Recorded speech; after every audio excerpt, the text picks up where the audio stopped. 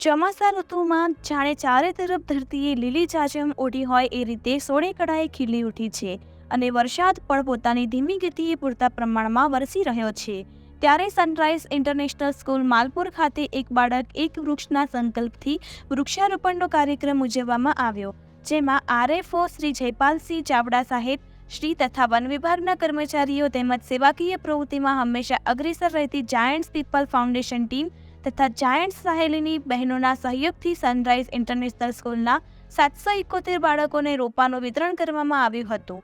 તથા રોપાનું ઉછેર કરવા માટે ટ્રસ્ટી શ્રી અનિરુદ્ધસિંહ વીરપુરાએ બાળકોને સંકલ્પ લેવડાવ્યો તથા પ્રિન્સિપાલ વિરલબા વીરપુરા તથા તેમના તમામ શિક્ષકોના સહયોગથી વૃક્ષારોપણ કાર્યક્રમ તથા વિતરણનું સુંદર આયોજન કરવામાં આવ્યું હતું.